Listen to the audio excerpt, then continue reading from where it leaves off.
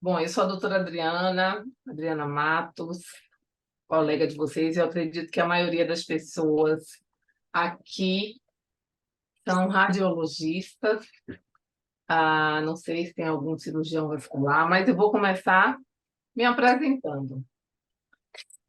Eu sou radiologista formada há mais de 20 anos e comecei desde a residência a ter uma afinidade com o ecodoppler vascular periférico, né? E aí, já no R2, eu direcionei meus aprendizados para o ecodoppler vascular periférico, e aí tive essa formação no R2, no R3, e aí, quando eu terminei o R3, fui fazer um R4, e aí surgiu a oportunidade de fazer uma tese, desenvolver uma tese de doutorado. E eu escolhi doença arterial obstrutiva periférica. E aí comecei a desenvolver um projeto que comparava a arteriografia por subtração digital com a angiorressonância magnética.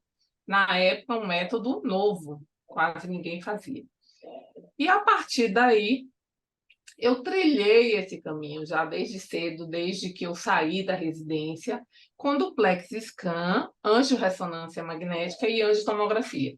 Então, hoje eu praticamente faço quase que exclusivamente diagnóstico vascular não invasivo. Eu trabalho com imagem vascular não invasiva. E aí também sou ligada ao ensino, né? Sempre gostei muito de ensinar. Então, eu vou me apresentar aqui para vocês, enquanto o pessoal está entrando, antes de apresentar o projeto, né? Sou radiologista, especialista em diagnóstico vascular por imagem não invasiva. Fiz minha tese de doutorado pela USP em angiorressonância magnética, na época um método novo. Eu comecei a desenvolver a tese em 2002, e já nessa época a gente comparava a angiorressonância com a arteriografia digital e também com o Doppler das artérias dos membros inferiores. E defendi minha tese, e aí comecei a trabalhar já com angiotomografia, angiorressonância duplex scan. Então, direcionei minha vida para isso. E também para a vida acadêmica. Hoje eu sou preceptora do programa de residência médica do Hospital Universitário da Universidade Federal da Bahia, desde 2014.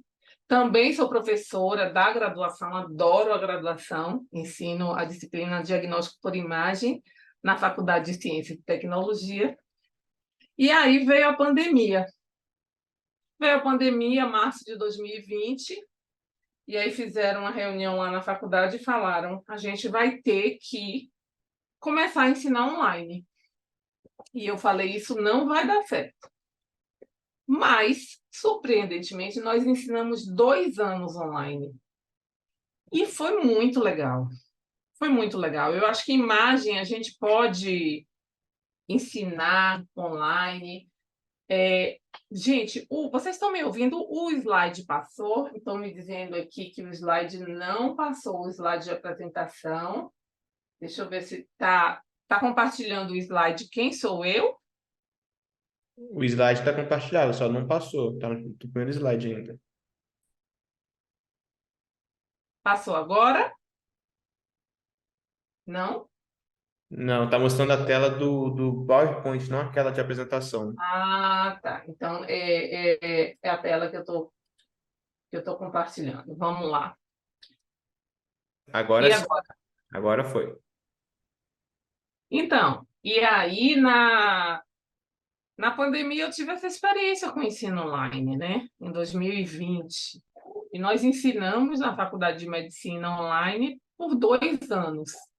Nós vimos que isso era possível. Então, surgiu a ideia de ensinar imagem vascular online.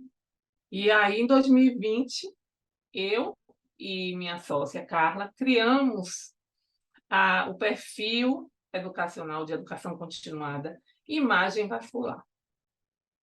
E aí, na época, nós achamos que era viável, era mais viável ensinar angiotomografia e angiorressonância magnética. Isso abriu um mundo de possibilidades, nós conhecemos alunos do Brasil inteiro, transformamos a visão que essas pessoas tinham do diagnóstico por imagem vascular não invasivo, e foi uma experiência muito legal, e isso me despertou o interesse de também ampliar essa possibilidade de educação continuada para o ecodoppler. E por que é importante que a gente domine o ecodoppler de carótidas e vertebrados? Porque eu comecei o meu aprendizado em imagem vascular pelo ecodoppler de carótidas e vertebrados. Porque é o exame mais realizado na investigação das carótidas e vertebrados. Então, tem uma importância, ele tem uma dimensão muito maior. O número de pacientes que se submete ao estudo pelo ecodoppler é infinitamente maior, o número de pessoas que precisam realizar esse método. Por isso que é importante que a gente domine. Queria saber aí do grupo, Roberto está dizendo que está sem áudio. Está ouvindo, Roberto? Quem aí do grupo é radiologista? E quem é, por acaso, cirurgião vascular? Quem é rádio fala assim, rádio. E assim, eu percebo uma dificuldade muito grande do radiologista. Ah, tem aqui cirurgião vascular também. Então, eu percebo uma dificuldade, um temor muito grande do radiologista em relação ao Doppler vascular periférico. Mas, para que a gente acabe com esse temor, o método mais indicado para a gente trabalhar e para a gente começar é o ecodoppler de carótidas. E o ecodoppler de carótidas, ele pode ser realizado pelo radiologista, pode ser realizado pelo cirurgião vascular, pode ser realizado pelo cardiologista. Lá no Hospital Universitário, onde eu trabalho, eu atuo com residente de radiologia, com residente de cirurgia vascular e com residente de neurologia. Mas o pessoal da cardio também faz ecodoppler de carótidas e eles já atuam no departamento deles, não atuam na radiologia. Então, é uma especialidade de extrema importância e que permeia todas essas... É um exame de extrema importância que permeia todas essas especialidades. Radiologista, cardiologista, neurologista, cirurgião vascular, ultrassonografista. Então, eu estou vendo aqui que tem cirurgião vascular, tem rádio, tem cardio, tem ultrassonografista. Agora, eu queria que vocês me falassem quem já faz ecodoppler de carótidas e quem ainda não faz e pretende começar a fazer ecodoppler de carótidas. Então, respondam aí, por favor, para a gente conhecer o grupo. Faço, ainda não faço ecodoppler de carótidas. Eu comecei por ecodoppler de carótidas. Eu acho que é o exame da ecografia vascular mais factível para a gente começar a fazer. Um exame relativamente simples, com pouca dificuldade técnica. Faço. Maravilha. Quem ainda não faz, vamos lá, quem faz e quem não faz. Bom, parece que o pessoal aqui todo faz, mas quem não faz ainda pode começar a fazer. Então, por que esse exame é tão importante? Porque ele é muito necessário, né? É um exame que entra no check-up, né? É um exame de entrada, é um exame que separa o paciente que é normal do paciente que tem uma alteração do metabolismo lipídico, que tem doença aterosclerótica. É o exame que vai indicar a cirurgia, inclusive, dos pacientes que têm doença importante. Faço ecocardiograma, quero aprender exame e avaliar risco global do paciente. Maravilha. Então esse projeto ele visa um acompanhamento continuado durante 6 meses. Nós vamos conviver em um grupo de WhatsApp para que a gente possa trocar essa experiência, esses casos, essa dificuldade, discutir os artigos na área de ecodoppler vascular periférico. Então, ele foi criado. Roberto está sem áudio, Vinícius. Não, já está com áudio, voltou lá para cima. Ele foi criado com o propósito de fornecer esse treinamento teórico-prático dos diversos casos de doença carotídea, tanto a doença aterosclerótica, que é o nosso dia a dia, né? Estimar risco, classificar aquele paciente que tem doença, aquele paciente que tem doença significativa, o paciente que não tem uma doença significativa, aquele paciente que vai continuar sendo acompanhado e aquele paciente que tem uma indicação de se pensar na possibilidade de um tratamento cirúrgico, como também o acompanhamento pós-operatório. Então, percebam que o ecodoppler de carótidas é o exame mais importante em se tratando de imagem não invasiva em carótidas. Muito mais do que a angiotomografia, que é o método de escolha para o planejamento dos pacientes que vão se submeter à cirurgia, mas quem diz o paciente que aquele que vai para a cirurgia é o ecodoppler de carótidas.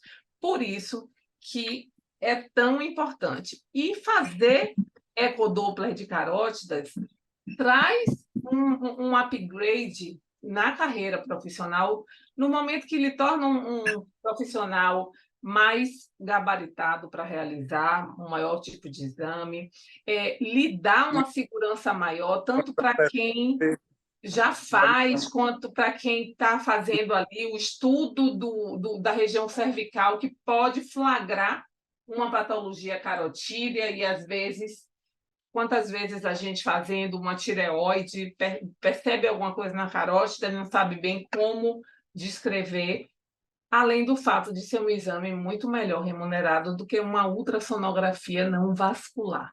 Então, a gente pretende, neste curso, discutir aspectos em relação ao equipamento, qual é o transdutor melhor para ser utilizado, como ajustar esse equipamento para obter uma boa imagem, em que momento a gente deve mudar o transdutor para que a gente consiga aprofundar mais a noção de frequência com penetração do feixe de ultrassom.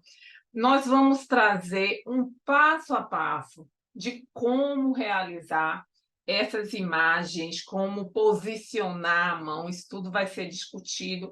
Os diagnósticos diferenciais, no caso das doenças não ateroscleróticas, porque as doenças ateroscleróticas são as mais comuns, mas a gente tem o web carotídeo, que é uma doença que, se você não tiver muito atento à epidemiologia do tipo de paciente, você perde diagnóstico, porque é uma alteração, muitas vezes, na maioria das vezes, muito discreta, em mulheres jovens, vítimas de ataque isquêmico transitório ou de AVC. Então, essa paciente ela vai ser diagnosticada através do ecodoppler. Nós vamos discutir esses vários casos, tanto de doença aterosclerótica como de não aterosclerótica, e vamos discutir a questão dos laudos, né? Porque são muitos achados, são muitas coisas que a gente encontra, e a gente tem que saber de que forma a gente vai descrever essa patologia. Então, a gente tem que saber quais são os achados de imagem que vão corroborar aquele diagnóstico, para que a gente possa referir da maneira mais adequada e demonstrar o porquê que a gente está acreditando que aquele paciente tem aquela determinada patologia, embasado na literatura. Então, eu estou achando que é isso, porque eu estou encontrando tais achados de imagem, porque eu estou encontrando tais níveis de velocidade, por isso que eu estou achando que essa estenose é significativa, ou por isso que eu estou achando que essa estenose é não significativa. Então, de que forma descrever e o que é importante descrever, porque às vezes também a gente não pode sair descrevendo tudo e descrever coisas que não terão importância para aquele paciente. Então, é importante também que, e é importante, e eu fico feliz que esse grupo esteja assim tão multidisciplinar, com cirurgião vascular, com cardiologista, porque isso vai enriquecer a nossa comunidade no sentido que nós, radiologistas, precisamos saber o que é importante para aquele paciente, né? Se é importante descrever a espessura médio-intimal, como que eu vou referir aquela placa ateromatosa, se eu vou dizer apenas se ela é não significativa, menor que 50%, e significativa maior que 50%, será que se eu disser que é maior que 80%, isso vai ter um valor a mais para o médico assistente que está recebendo o paciente? Ou será que se eu falar que é maior que 50 já é suficiente? Maior que 80 é maior que 50, mas assim, o que é que eu ganho a mais em falar que é maior que 80?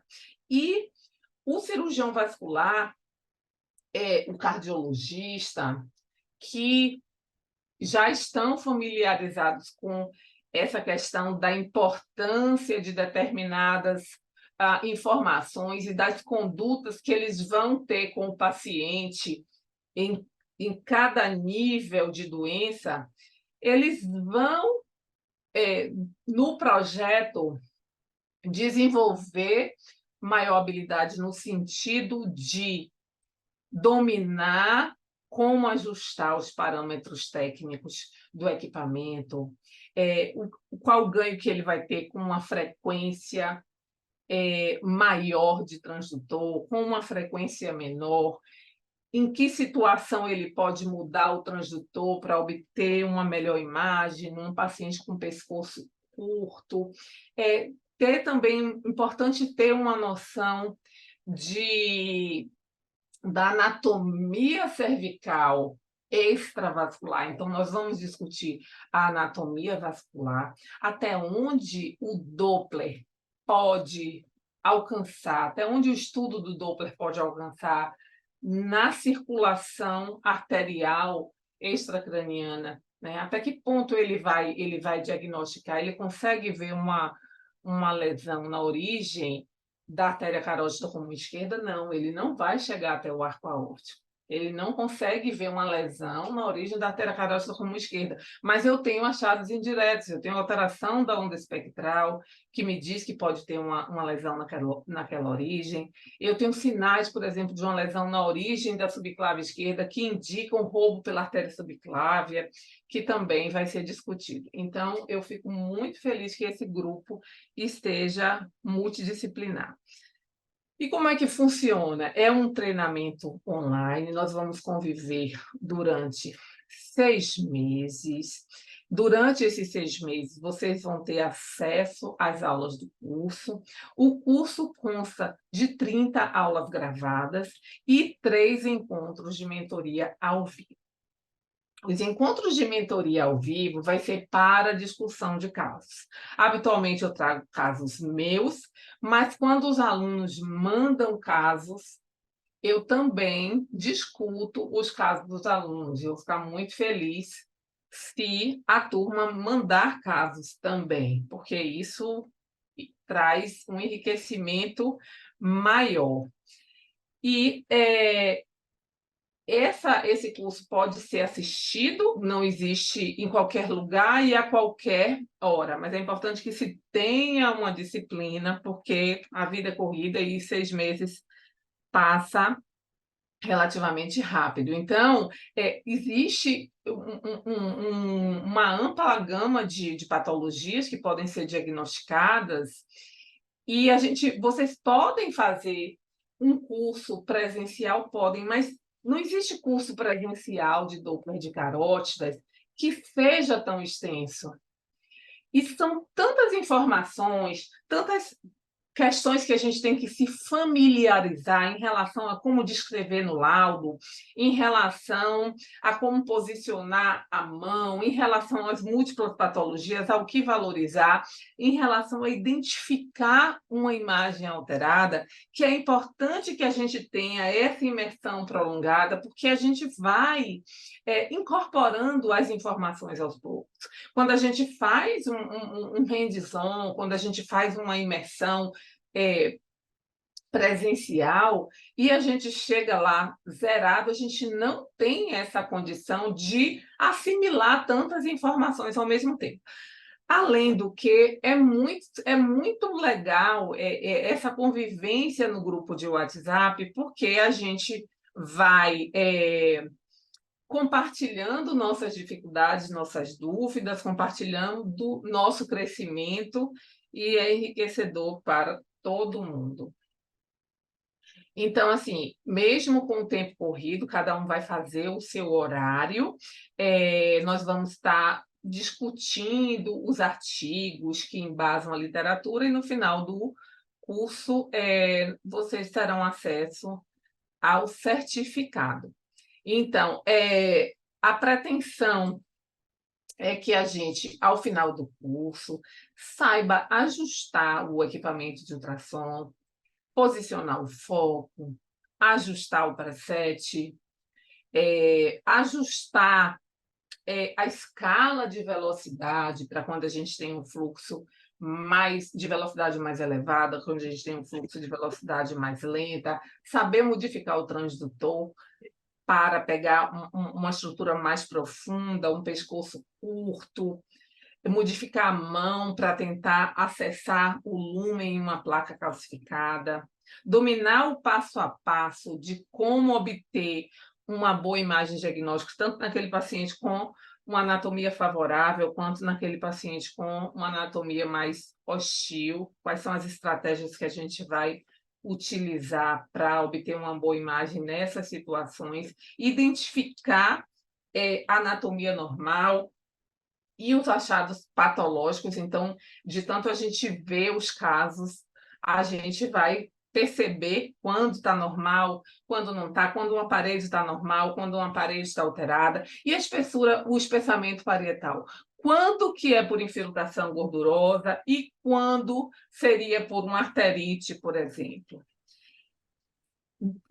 Identificar quais os critérios que a gente vai utilizar para graduar o percentual de estenose da doença aterosclerótica. O consenso brasileiro recomenda que se faça a graduação a intervalos de 10%, 50% a 59%, 60% a 69%, e a gente tem critérios objetivos para isso, a gente tem que embasar o nosso diagnóstico nisso. No meu laudo, eu coloco a tabela com os níveis de velocidade, porque isso é um respaldo que a gente tem das sociedades, e é importante que a gente faça isso, como descrever essas patologias e como graduar corretamente o que é uma estenose significativa e o que é uma estenose não significativa, e qual é o significado disso. E quando que um paciente teria indicação de fazer a cirurgia. Isso é importante também, a gente saber, né, quando que um paciente poderia ter indicação de fazer a cirurgia, tanto com base em percentual de estenose, quanto com base em morfologia da placa, uma placa instável.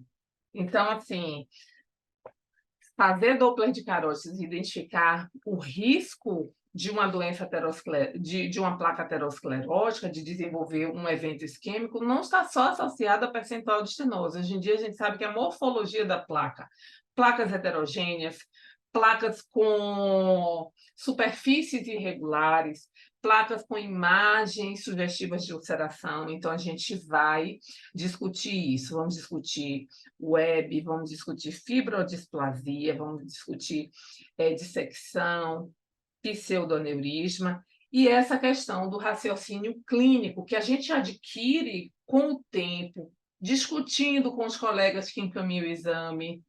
Olha, eu vi isso, isso e isso. Tá bom para você? Quando que eu vou medir a distância da bifurcação carotídea em relação ao ramo da mandíbula? Quando o paciente for tiver indicação de se submeter a um procedimento cirúrgico. E como está o ecodoppler no rol de exames de imagem não invasiva? Nós temos o ecodoppler para diagnosticar as carótidas, nós temos a angiotomografia e nós temos a angiorressonância. O ecodoppler destes três é o mais indicado, é o mais utilizado. Mas em que momento eu posso pedir ajuda? Em que momento eu posso descrever no meu laudo que seria necessária uma investigação complementar? Eu posso, quando eu tenho dúvida, eu posso colocar a dúvida no laudo, ou por uma anatomia, por uma questão anatômica, o método ele tem limitações. Diante dessas limitações, eu posso recomendar uma angiotomografia ou uma angiorressonância magnética, a depender da situação e a depender da condição clínica do paciente. Então, nós vamos discutir aqui qual o potencial também da angiorressonância, qual o potencial da angiotomografia, para a gente entender como que o ecodoppler se posiciona nisso. Muitas vezes, quando eu tenho dúvida, eu sugiro angiorressonância ou angiotomografia. Se você não souber exatamente qual método sugerir, você pode, a critério do especialista, a critério do médico assistente, complementar com angio-TC ou angio-RM. Então, a gente vai, na discussão dos casos clínicos, a gente vai trazer aqui a clínica do paciente, os achados ao ecodoppler e a confirmação, que geralmente se dá ou com angiorressonância ou com angiotomografia. Então, os casos foram selecionados justamente para a gente ter também essa correlação com outros métodos. Então, o curso foi pensado em radiologistas, nos ultrassonografistas, também nos cirurgiões vasculares, e em sendo grupo multidisciplinar e enriquecedor para todos, também nos residentes de radiologia e nos estudantes de medicina. Eu trabalho com residentes de radiologia e eu percebo um temor muito grande dos residentes de radiologia, mas é uma satisfação também muito grande quando eu vejo que eles saem fazendo e fazendo bem Doppler de carótidas. E o que eu falo para eles que eles não precisam fazer um Doppler venoso de membros inferiores para mapeamento de safena, para pré-operatório de cirurgia de varizes, mas Doppler de carótidas, Doppler venoso para TVT, e saber identificar quando um fluxo arterial está normal, quando está alterado, quando tem uma oclusão aguda, é importante. E Doppler de carótidas é o que a gente mais faz na residência, é uma satisfação muito grande, porque eu acho que todo radiologista deve fazer, eu acho que o cardiologista também tem condição de fazer, o ultrassonografista para não passar aperto, para aumentar o pool de exames que ele oferece, porque a gente percebe que Doppler, uma mulher, por exemplo, de 50 anos, vai fazer ultrassom de tireoide, ultrassom de abdômen total, ultrassom de mama, transvaginal e Doppler de carótidas. Não tem por que ela fazer 4 exames em uma sala com ultrassonografista e ir fazer o Doppler de carótidas com outro método. Então, eu acho que tem como o ultrassonografista, o radiologista fazer essa avaliação a nível de check-up, assim como o cardiologista, tem colegas cardiologistas que fazem na avaliação cardiológica o ecocardiograma e o Doppler de carótidas. E tem os cirurgiões vasculares também que faz o check-up vascular de uma forma geral. Então, como que o que a gente vai discutir durante os princípios físicos da ultrassonografia com Doppler colorido, como ajustar o equipamento para obter uma boa imagem, sabendo que nós baseamos em modo B, color Doppler e avaliação espectral, o papel do ecodoppler na avaliação da doença carotídea, posicionando o ecodoppler em relação aos outros métodos? Quais as vantagens da angiotomografia e da angiorressonância em relação ao ecodoppler? Quando está indicado fazer a angiotomografia e a angiorressonância? Numa minoria dos casos, o exame é o ecodoppler. Então, habitualmente, para planejamento cirúrgico, ou se existe dúvida no exame de ecodoppler, por uma limitação anatômica, por exemplo. Anatomia ultrassonográfica arterial e venosa, saber reconhecer o normal e saber reconhecer quando está normal, passo a passo para a realização do exame, como posicionar a mão para identificar cada uma das estruturas, a importância do complexo médio-intimal e de você identificar uma parede infiltrada por gordura e como que eu diferencio essa infiltração por gordura de uma infiltração por processo inflamatório, de uma arterite, por exemplo. Nós vamos discutir casos clínicos relacionados a isso. A doença aterosclerótica, como avaliar a morfologia de uma placa aterosclerótica, como identificar uma placa instável e como descrever, como graduar, quais são os critérios que a gente vai utilizar para graduar, tanto critérios morfológicos quanto critérios velocimétricos. E oclusão de carótide, quais são os achados ultrassonográficos que me dão segurança de dizer que aquela carótida está ocluída. E saber também que eu tenho que diferenciar, o principal diagnóstico diferencial de oclusão de carótidas é suboclusão de carótidas. E aí, o que é que muda se está ocluído ou se está subocluído? Se está ocluído, não tem mais o que fazer. Se o paciente teve um AVC, ele teve. Se o polígono de Willis compensou, graças a Deus. Mas se está ocluído, se está subocluído, o paciente é passível de tratamento. Então, é importante você diferenciar uma oclusão de uma suboclusão. Como que eu vou fazer para diferenciar isso? Quando que eu tenho segurança em diagnosticar? Se eu não tiver segurança, coloco minha dúvida no laudo e recomendo um outro método de imagem, que pode ser uma angiotomografia e pode também ser uma angiorressonância magnética. Certo? Tortuosidade de trajeto, qual a importância das tortuosidades de trajeto, o que é que eu tenho que procurar, o que é que eu tenho que descrever em relação à tortuosidade de trajeto. A membrana, ou web, que é um diagnóstico difícil, mas a gente tem que se ligar no perfil do paciente e procurar exaustivamente.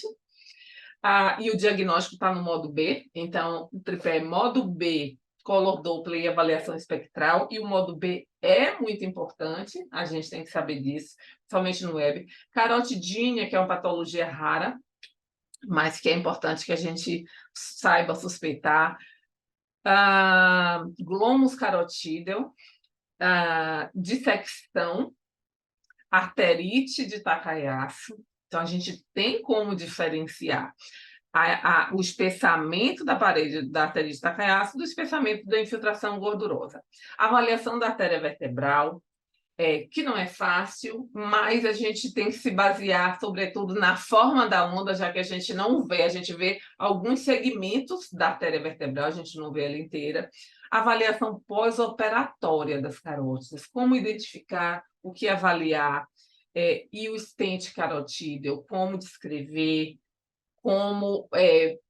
quais são os pontos de corte de velocidade normal e velocidade anormal, que não são iguais a de um paciente com uma carótida nativa.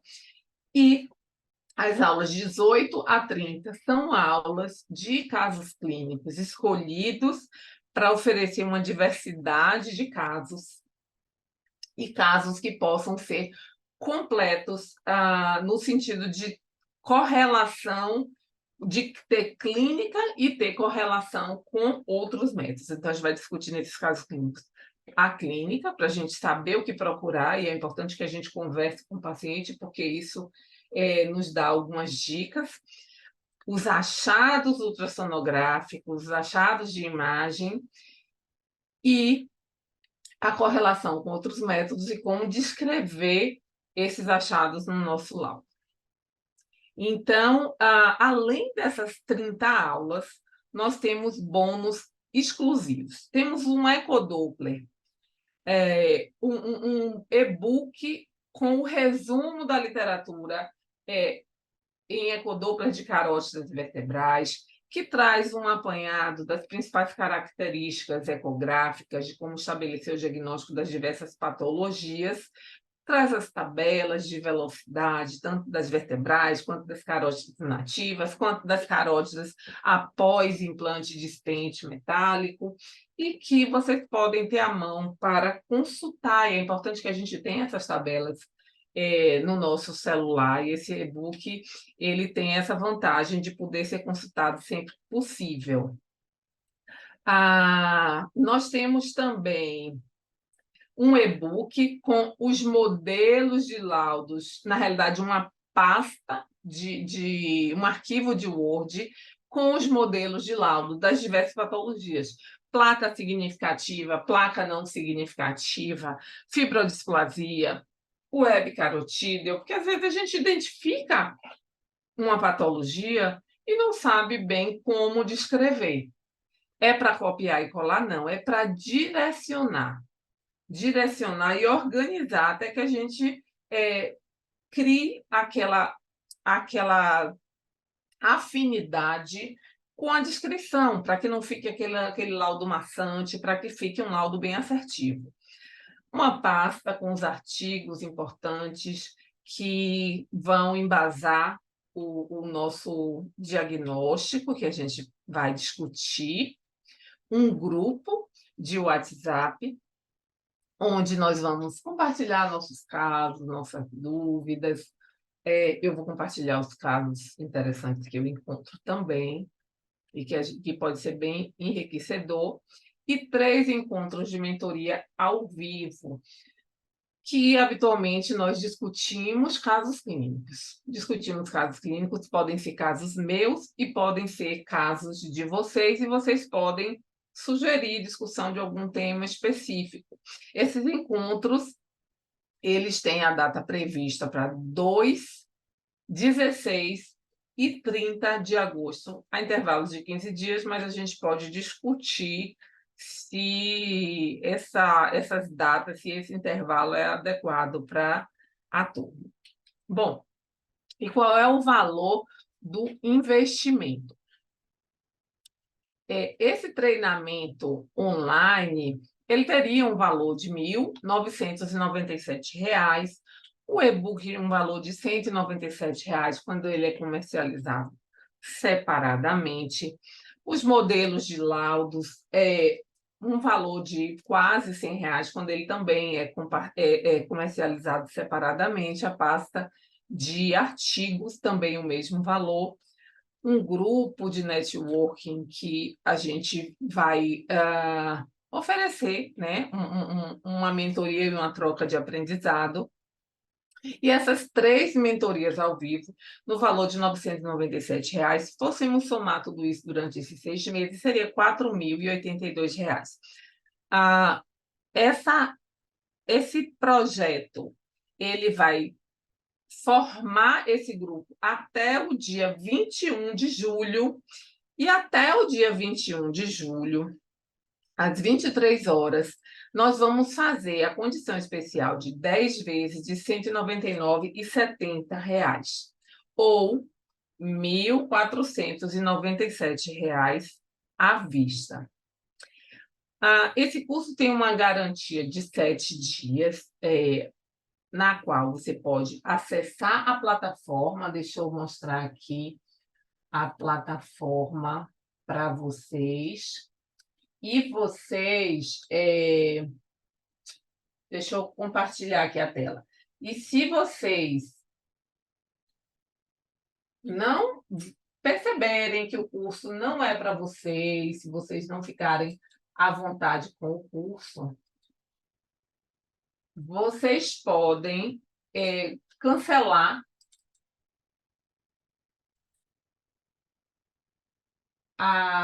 o curso de vocês dentro desses 7 dias, sem necessidade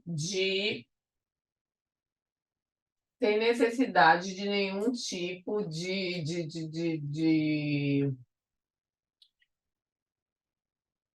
de justificativa, nada disso. Então, aqui, nessa plataforma, nós vamos ter as aulas. Percebam aqui que nós já temos 17 aulas. E nós temos também o espaço dos bônus. Então, a gente tem aqui os modelos de laudos, a gente tem a pasta com os artigos que vocês podem acessar e vocês podem baixar. Deixa eu ver aqui. Vocês podem falar para mim se vocês estão vendo conseguindo visualizar a plataforma? Sim ou não, pessoal? Sim. Ok, ok. Então, deixa eu agora voltar para a nossa apresentação. Então, nós temos essa garantia de 7 dias. Esse grupo vai fechar no dia 21/7. A partir daí, nós vamos criar esse grupo de WhatsApp para que a gente possa dar início ao aprendizado, às discussões, ao compartilhamento dos casos clínicos. As pessoas que entrarem no projeto já vão poder acessar a plataforma e as aulas de imediato, o e-book, os modelos de laudo. Apenas o grupo de WhatsApp vai ser criado no dia 22, após a gente fechar, para que todos possam interagir em conjunto, todos tenham a mesma oportunidade. E se você se interessou por esse projeto, aponte a câmera do seu celular para o QR Code e garanta já a sua vaga. Quais são as perguntas frequentes? Quanto tempo o curso vai estar disponível? 6 meses. Então, é importante que que vocês realmente façam uma força-tarefa no sentido de assistir todas as aulas o mais precocemente possível, para que vocês possam, inclusive, reassistir. E para que vocês possam, inclusive, ter um maior aproveitamento das nossas mentorias ao vivo, né? Das nossas mentorias ao vivo, e que possa fomentar mais as discussões no grupo de WhatsApp. Onde que vocês vão precisar conseguir assistir a aula ao vivo? Através do aplicativo Zoom. E se você não puder assistir ao vivo, nós já marcamos